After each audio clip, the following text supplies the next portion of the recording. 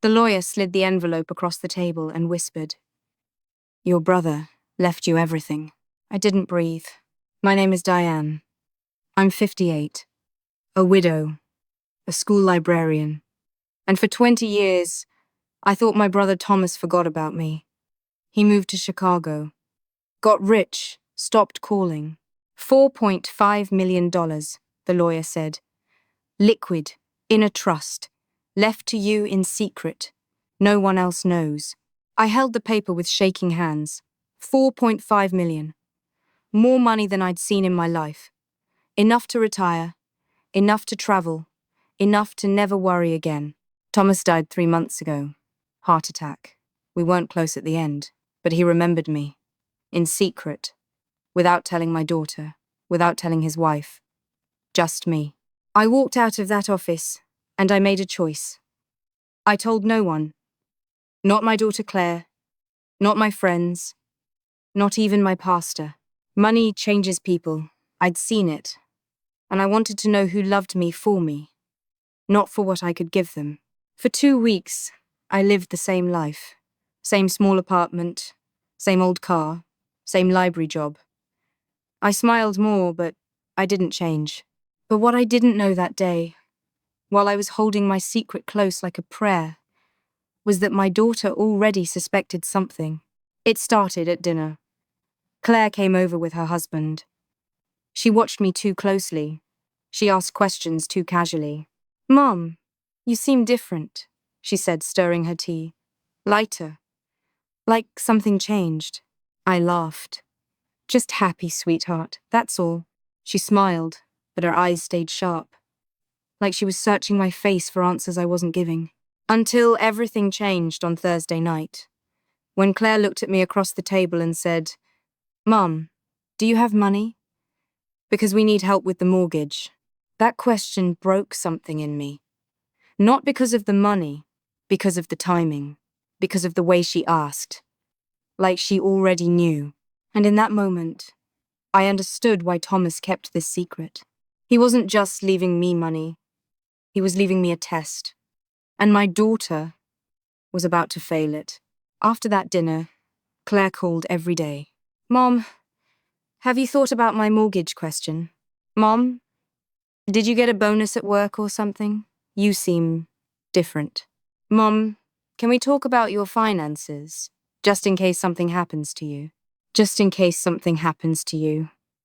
That phrase shattered me. My own daughter was planning for my death while I was still alive. I said nothing. I smiled. I changed the subject. I wanted to see how far she'd go. Then her husband Mark called me. "Diane, Claire's worried about you. You're not acting like yourself. Did Thomas leave you anything? He was rich, right?" My heart broke. Not from anger. From grief. Because I realized Claire hadn't called me in 6 months before Thomas died. Now she called twice a day. I remembered my brother's last letter. The lawyer gave it to me, with the trust papers. Thomas wrote, "Diane, don't tell them. Let them show you who they are when there's nothing to gain." So I stayed quiet. I wore my old clothes. I drove my old car. I said, "No, sweetheart, I don't have money. We're just managing." Claire's face fell every time. Just a little. Like hope was dying. 2 weeks turned into a month. Then came her birthday. I made her favorite cake. I bought her a small necklace, $40, from the dollar store. She opened it, and her smile was real for 3 seconds. Then she saw it wasn't expensive. Her eyes changed. "Thanks, Mom," she said quietly. Then she hugged me fast and left early. That night I cried. Not for the money, for the daughter I thought I knew. The girl I stayed up with when she had nightmares. The girl I paid for college by working 2 jobs. When did she start seeing me as a bank account? I felt broken, betrayed. Like the trust between us was destroyed by one question: do you have money? But then I remembered something Thomas told me 10 years ago. We were kids, fighting over our parents' old car. He said, "Die. Real family doesn't ask what you have. They ask how you are." Real family doesn't ask what you have. I wiped my tears and I made a decision. I wouldn't expose her with anger. I wouldn't punish her. I would expose her with truth, with a test she didn't know she was taking. I called my lawyer. I want to do something. I want my daughter to learn a lesson, but I don't want to destroy her. The lawyer was quiet. Then she said, Mrs. Hayes, we can set that up, but are you ready for what she might do? I wasn't sure, but I knew this. I couldn't let greed destroy what was left of us, and I couldn't let my brother's gift become a weapon. So I planned my Monday, not with revenge, with revelation, because the truth was about to be exposed, and I needed to see if my daughter would pass the test, or if I'd lose her to money. Monday morning, I invited Claire and Mark for coffee. They came fast. Too fast. Their eyes were bright with hope. I poured tea. Then I slid an envelope across the table. Claire, I need to tell you something. About your Uncle Thomas. Her hands shook as she opened it. Inside was a fake letter. My lawyer helped me write it. It said Thomas left me $50,000. Not $4.5 million. Just $50,000. Claire read it, then read it again. 50,000? She whispered. Not excited. Disappointed. I watched her face. I watched her heart. And I saw it. The truth. She wasn't happy for me.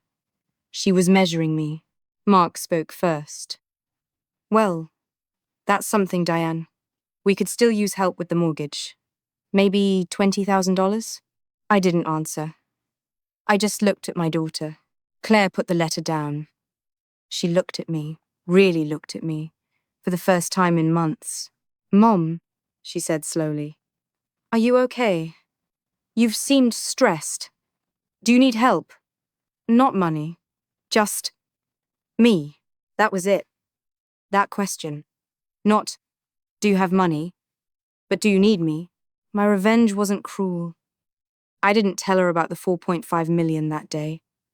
I didn't shame her. I just smiled and said, I'm okay, sweetheart. I just needed to see something. She frowned. See what? Who you are when there's nothing to gain, I said softly.